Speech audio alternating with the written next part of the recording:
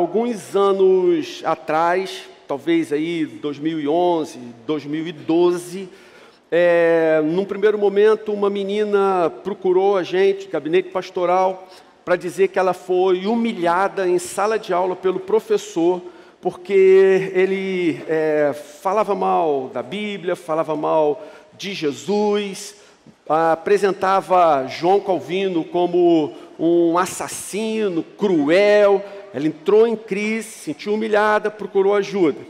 Depois desse caso, houve uma sucessão enorme de jovens, mais ou menos nessa faixa do ensino médio, eu não sei como chama nos dias atuais, né? Então, do ensino médio, todos eles repetindo a mesma coisa. Olha, os professores, eles estão humilhando a gente, eles falam mal do cristianismo, e num primeiro momento nós achamos que isso era um fato isolado, mas nós começamos a observar que isso estava acontecendo em vários colégios.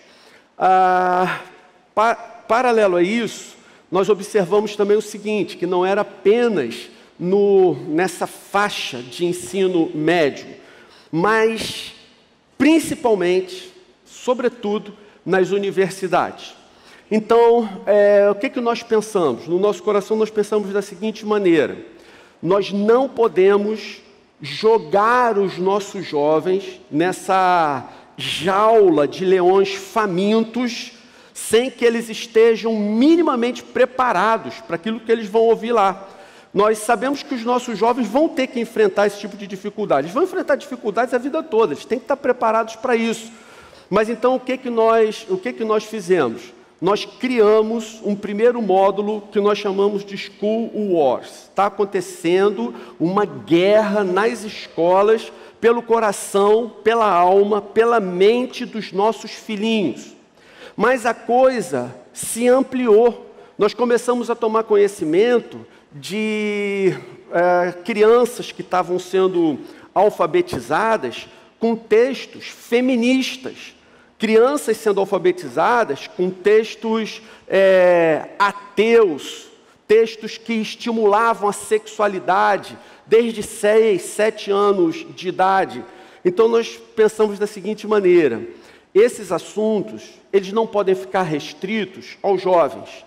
Os pais precisam saber o que está acontecendo. Os pais precisam entender o que está acontecendo, a luta que seus filhos estão enfrentando e participar ativamente desse processo de cuidado, de proteção da alma, do coração e da mente dos seus filhinhos. Então, por isso, nós criamos o School Wars 1, verificamos que faltou abordar alguns assuntos, veio o School Wars 2, e daqui a pouco eu vou explicar por que nós precisamos fazer o 3. Mas a intenção do nosso coração é que nenhum jovem da Igreja Oceânica vá para esse ensino médio, entre numa universidade, sem que ele esteja previamente avisado, previamente avisado do que ele vai encontrar lá e de como ele deve reagir, quais os argumentos que nós temos. E você pode apostar que os nossos argumentos são muitos e consistentes. Então, antes de dar prosseguimento nesse assunto, eu queria fazer uma oração com vocês. Senhor, obrigado por esse fim de semana aqui. Obrigado porque o Senhor tem se movido na Igreja Oceânica, o Senhor tem falado aos nossos corações, e agora de uma maneira especial, Senhor, mais uma vez fala com a gente. Senhor, nós podemos passar 8 horas aqui falando ininterruptamente e nada mudar, mas se o Senhor der uma palavra, tudo será feito novo, tudo diferente. Então é isso que nós pedimos, que o Teu Espírito atue aqui entre nós, Senhor, e complete essa obra maravilhosa que o Senhor já começou em nossos corações. Em nome de Jesus, amém. Então, meus irmãos, vejam, antes de mais nada eu queria pedir para os irmãos, como nós vamos tocar em alguns assuntos que são talvez um pouco polêmicos. No meu coração não tem nada de polêmico aqui, mas para alguns pode ser polêmico. Outra coisa, alguns que estão aqui, dos nossos irmãos queridos, eles já vêm sendo inseridos nesse sistema que será apresentado aqui, desde criancinha. Então eu entendo que esses têm uma enorme dificuldade de entender e mesmo de aceitar aquilo que vai ser dito aqui.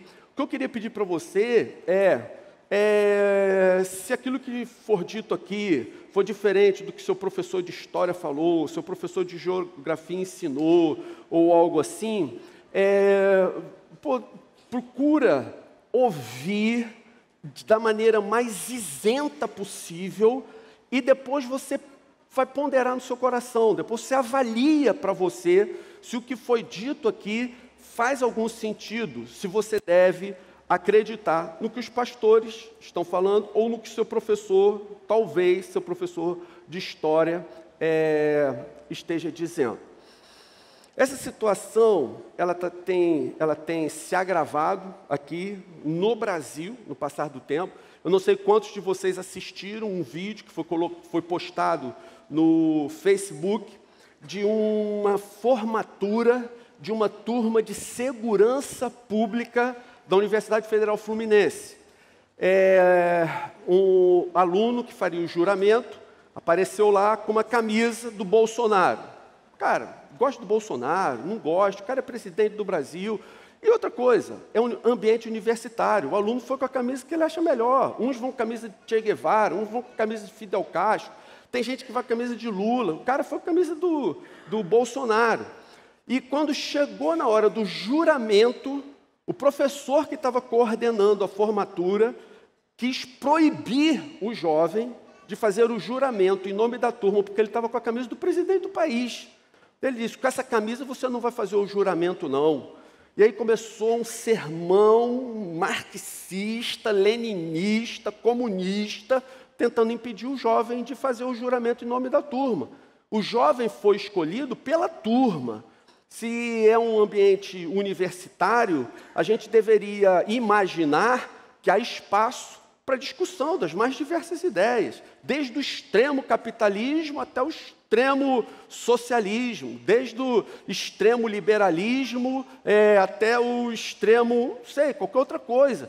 Mas o ambiente universitário talvez seja adequado para se discutir todas essas coisas. Estranha alguém que arroga para si o fato de ser a favor da liberdade, estranha um cara que certamente condena o Bolsonaro por achar que ele é um cara, um ditador, tirano, que ceifa a liberdade das pessoas.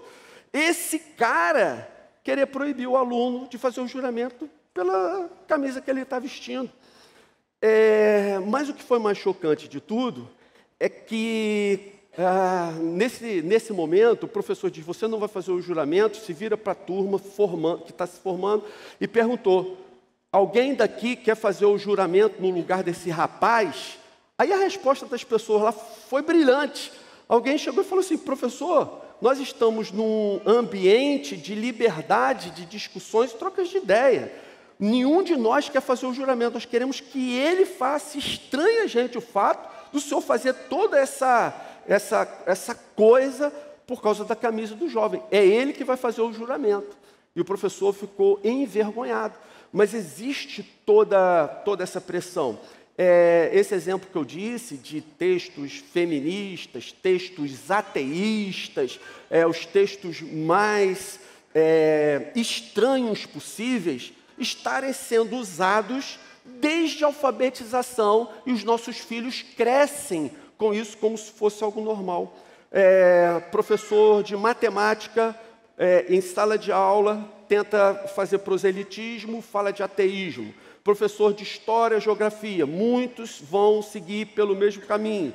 Liga a televisão, é aquela enxurrada de informações, ou melhor, de desinformações. Não estou falando pejorativamente, não. Estou falando desinformações no sentido real da palavra. É desinformação estratégica colocada cuidadosamente para que as pessoas se confundam mesmo.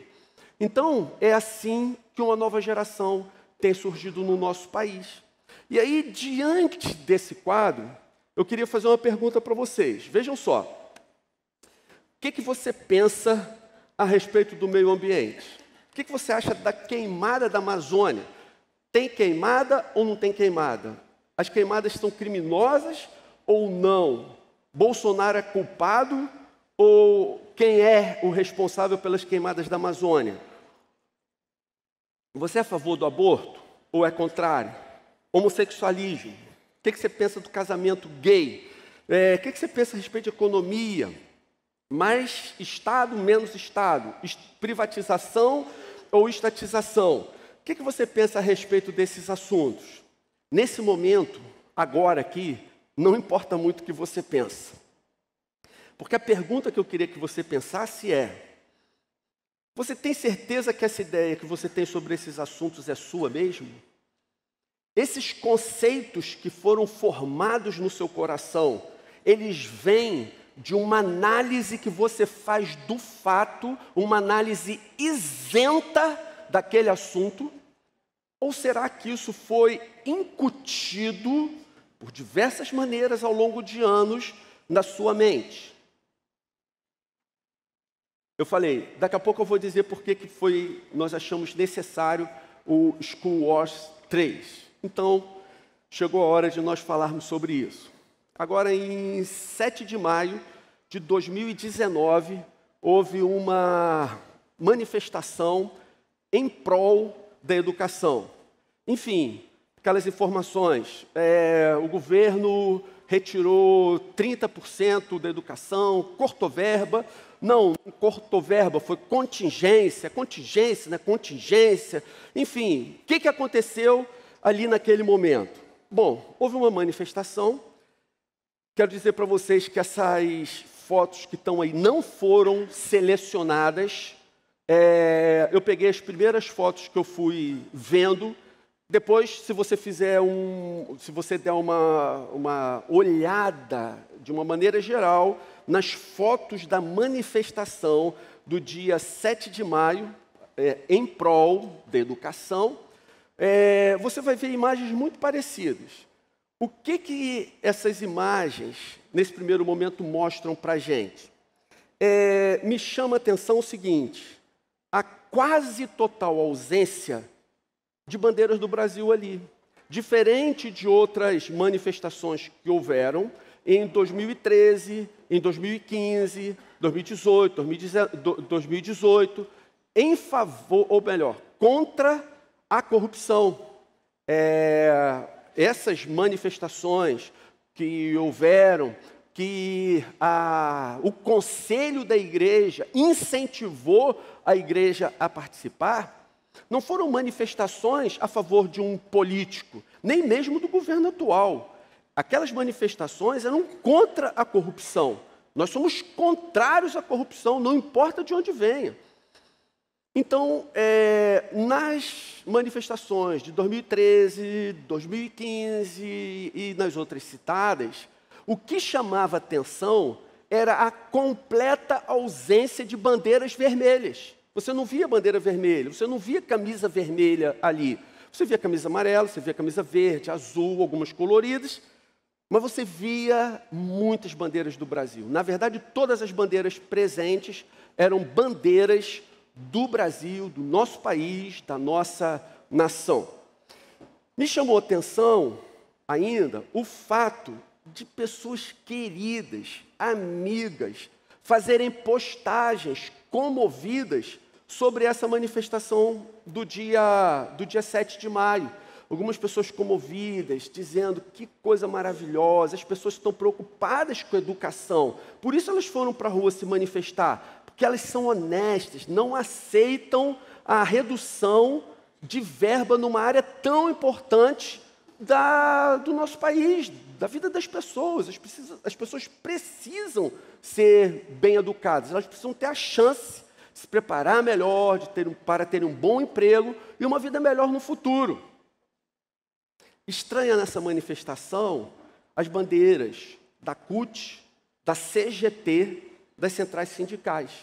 Essa greve do dia 7, ela não surgiu de uma maneira espontânea, como outras greves ou manifestações surgiram. Mas no dia 7 de maio, o que houve foi uma tentativa das centrais sindicais de paralisarem o país. Se você pegar os recortes da época, você vai ver, foi uma tentativa das centrais sindicais, foi uma iniciativa das centrais sindicais. E aí talvez no seu coração você esteja pensando assim, mas eu conheço pessoas que foram, eu acho que essas pessoas, cara, elas são honestas. E eu vou responder para você o seguinte, eu não tenho dúvida disso. Muitas pessoas que foram, eu conheço pessoas que foram, que elas são honestas, elas são íntegras, elas realmente se preocupam com a educação. Mas sabe qual a pergunta que me vem, ou a questão que me vem, e que nós deveríamos parar para pensar nesse momento? A questão é o seguinte, olha só, Lula cortou 20 bilhões da educação. Foram 10, 15 vezes mais do que foi cortado agora ou contingenciado agora. Dilma cortou 1 bilhão de educação, 1,2 bilhões em saúde. Depois, outro corte do Lula, 1,28 bilhões. Depois, na manchete ali do jornal Hora do Povo, Dilma corta 41 bilhões de educação, saúde, até pensão de viúvas. E cadê as manifestações em prol da educação? Contra o corte de verba. Por que não houve nenhuma manifestação pelo corte da educação quando Lula cortou, Dilma cortou, o próprio Temer cortou, mas quando o governo atual cortou, o Brasil para. Bandeira vermelha na rua. Pô, sei que você é honesto, sei que você é sincero, que você se preocupa com a educação. Mas quem convocou essa manifestação? O que fez você sair de casa e ir para a rua para se manifestar contra o corte de gastos do governo Temer? E por que você não foi quando o Lula cortou essas fábulas incalculáveis de dinheiro da educação? Quando Dilma cortou essas quantias que a nossa mente não consegue nem imaginar quanto de educação. A ideia aqui não é falar de um ou de outro governo, defender um ou outro governo, um ou outro partido político. A ideia aqui nesse momento é levar você a pensar a respeito da pergunta que foi feita ainda há pouco. Essas manifestações, os seus pensamentos a respeito desses assuntos que foram citados ainda há pouco, eles são originalmente seus, ou será que nós temos sido manipulados? Ou será que nós temos sofrido algum tipo de lavagem cerebral que nos faz agir não de acordo com o que a nossa mente entende de forma isenta, mas estamos tão influenciados que somos facilmente manipulados, induzidos. No final do século XIX, 1898, Herbert George Wells, ele foi um escritor britânico cristão. Então ele escreveu uma ficção cristã. Olha só, gente, guarda isso. A Guerra dos Mundos é uma ficção cristã, tá ok? Esse livro, quando o George Wells escreveu, ele escreveu com a intenção de glorificar a Deus. Essa era a intenção do seu coração. Então, ele lançou o livro, na época foi um sucesso de vendas, e quando chegou em 1953, foi feito um filme com base nessa ficção. O filme foi indicado a 3 Oscars e ganhou de efeitos especiais por causa daquela luz verde que saía de cima daquele tubo ali. Qual é a história da Guerra dos Mundos? A história da Guerra dos Mundos é o seguinte: alguma coisa cai do céu na terra, tem um clarão, um ruído, toda a terra treme, as pessoas ficam assustadas na cidade, e aí 3 pessoas chamam para si a responsabilidade, para ver o que está acontecendo, qual é o problema. Essas 3 pessoas vão ao lugar onde houve a queda do objeto do céu, E elas vão lá tentar, enfim, ver o que elas podem fazer, ajudar, e elas são as primeiras a chegar. Quem são as 3 primeiras pessoas que chegam no romance original de George Orwell? De casaco cinza, o cientista, de casaquinho marrom, é a professora, e aquele senhor simpático ali de chapeuzinho era o pastor da cidade. Então, olha que coisa significativa. As 3 primeiras pessoas que chegam para resolver o problema são o cientista, o pastor e a professora. É lógico que isso tem um significado simbólico, metafórico. Não foi por acaso que George Orwell colocou essas pessoas à frente da questão, à frente do problema. Ele chegou à conclusão de que os alienígenas estão invadindo a Terra, o exército reúne lá o quartel-general. Aí, olha o significado dessa cena do filme. Enquanto o pastor fala, o general e o cientista param para ouvir. Eles param para ouvir o que o pastor tem a dizer. Você percebe? O exército para, o cientista para, e ele vai ouvir, ponderar, considerar aquilo que o pastor tem a dizer. Aquele lá devia ser coronel, agora o general, cumprimenta o pastor na frente do cientista. Quem é que vai efetivamente para a linha de frente para encorajar os soldados, para animar os soldados, para ser o primeiro a ser informado a respeito do que está acontecendo? O pastor. Está lá ele na trincheira. A primeira vítima do romance é o pastor que, com a Bíblia na mão, ele vai em direção à nave alienígena, recitando o Salmo 23.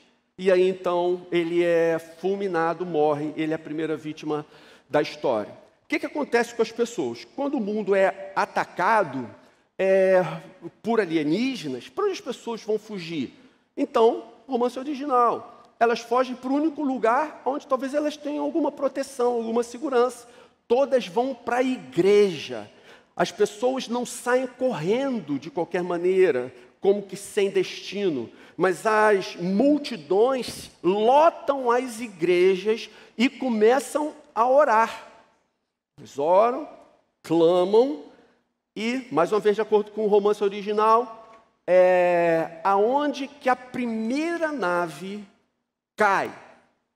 Na porta da igreja, aonde os cristãos estão orando. O lugar onde a nave vai cair é na porta da igreja, porque os cristãos estão ali orando. Como é que o filme termina? A cidade, as pessoas sobem numa colina e elas estão louvando a Deus, um hino desses clássicos, antigos, e aparece uma voz daquela do tempo lá de 1950, dizendo algo mais ou menos assim: tudo que os homens poderiam fazer falhou, a salvação veio somente de Deus. Porque vocês sabem a história, os alienígenas invadem a Terra, em termos de poderio bélico, eles são imbatíveis. Como vencer os alienígenas, que são muito mais poderosos do que os terráqueos? Não havia o que fazer. Mas, quando a humanidade já havia perdido a esperança, então os alienígenas começam a morrer. E como é que eles morrem? Infectados pelas bactérias. Eles não tinham anticorpos e morrem. Como que eles morreram? Segundo a ação de Deus. Esse é o romance original. E essa ficção, ela foi refilmada em 2005, sob direção do Steven Spielberg.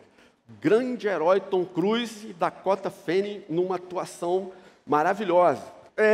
Enfim, o início é o mesmo, um clarão no céu, alguma coisa cai na terra. Quem é que vai lá ver o que está acontecendo? É o Tom Cruise. Ele é o herói, ele que vai ver, né? Aí Tom Cruise vai ver. Aí o chão começa, sobe e desce, sobe e desce. Qual é a primeira construção que desaba, que cai? A igreja. Olha que coisa interessante. Na verdade, a primeira parte da igreja que cai é aquela torre. A arquitetura das igrejas arquitetura clássica, elas sempre tiveram um significado. A ideia dessas torres é que as pessoas, olhando de fora da igreja, elas tenham essa direção. Tipo, elas apontam para o alto, olha para cima, lembra de Deus, não esquece do Senhor. E quando você entrava, dependendo de como essas torres eram construídas, você via aquelas torres altíssimas e você se sentia insignificante como homem ali.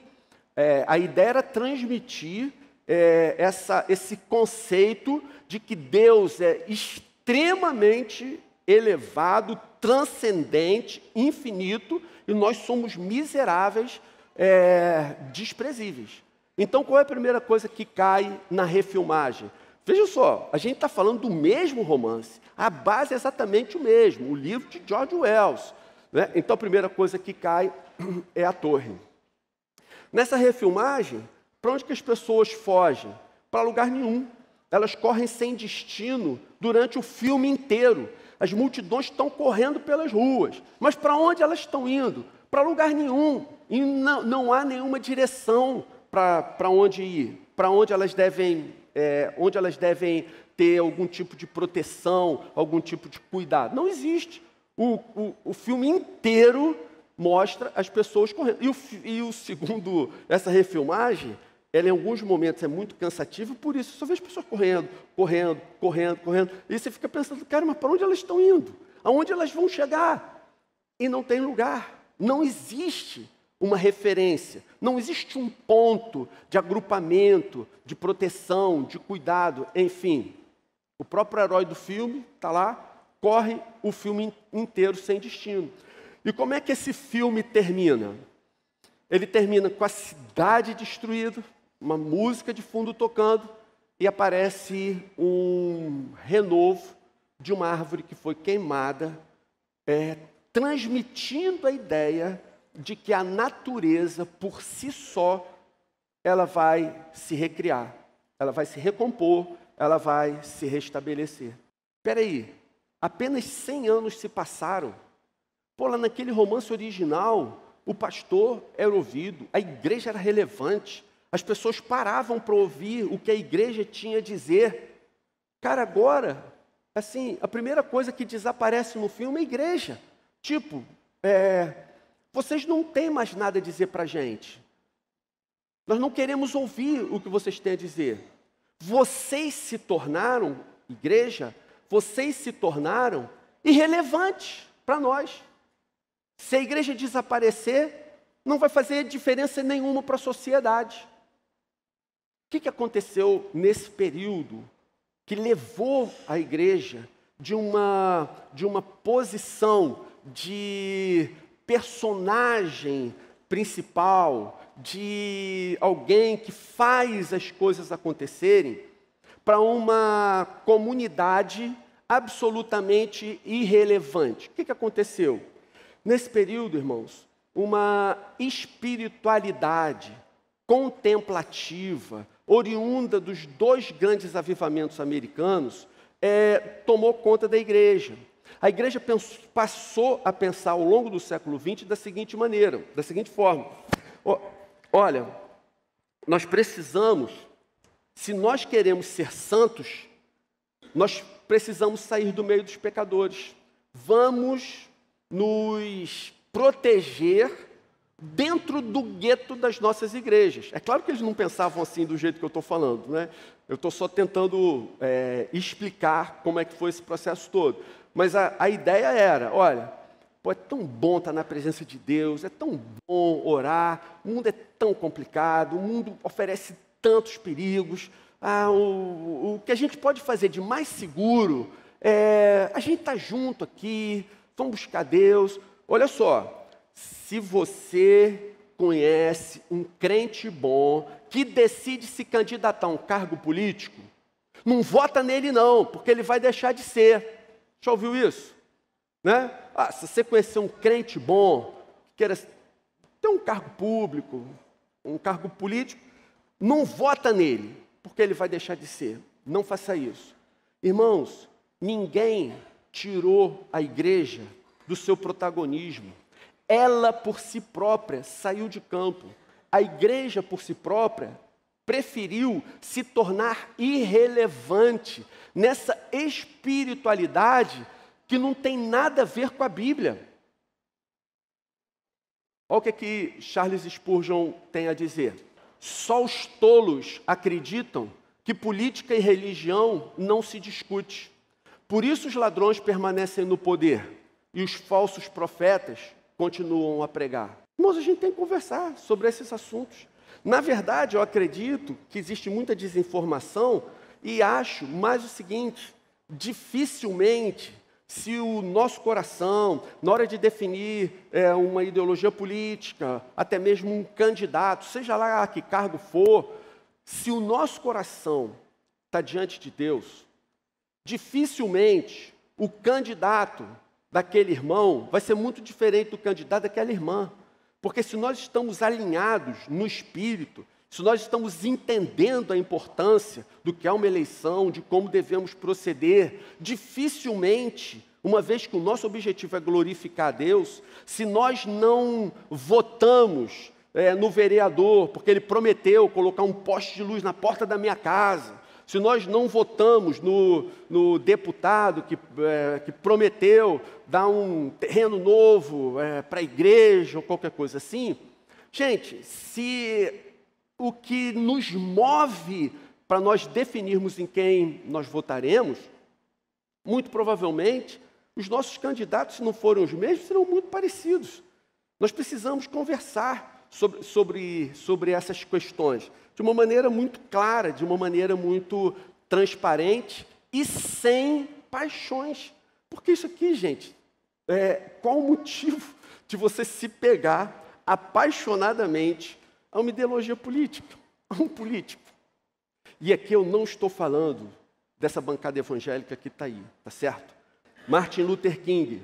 Houve um tempo em que a igreja não era apenas o termômetro da sociedade, mas seu termostato. O que é o termostato? O termostato, gente, é o instrumento que não apenas mede a temperatura, mas ele reage para ajustar a temperatura, para que ela fique com a temperatura correta, pré-definida. Houve um tempo que a igreja tinha essa ação. Houve um tempo que a igreja tinha esse protagonismo, essa influência na sociedade. E olha que quem está falando é Luther King. De lá para cá a coisa piorou bastante. Esse aqui é o versículo que eu citei nas últimas semanas, 1 Crônicas 12:32, quando o exército de Davi, que ia sustentar o reino, estava sendo constituído. Essa característica desses líderes chama atenção. Da tribo de Issacar, havia 200 líderes que eram conhecedores da época para saberem o que Israel deveria fazer. Por isso, a gente precisa conhecer a nossa época. Eu confesso que, assim, se fosse depender do meu gosto, eu ia preferir estar estudando algum assunto aqui como criação, redenção, glorificação. Pô, são assuntos que apaixonam o nosso coração, que a gente amaria passar o dia aqui estudando. Mas quando a gente é criança, a gente só faz o que gosta. Quando nós nos tornamos adultos, nós fazemos algumas coisas que gostamos e fazemos algumas coisas que precisamos, mesmo que a gente não goste. Mas somos adultos, entendemos que existem coisas que precisam ser feitas, independente do que a gente goste ou não. Então, esse assunto que nós vamos tratar, eu acredito que se encaixa nisso.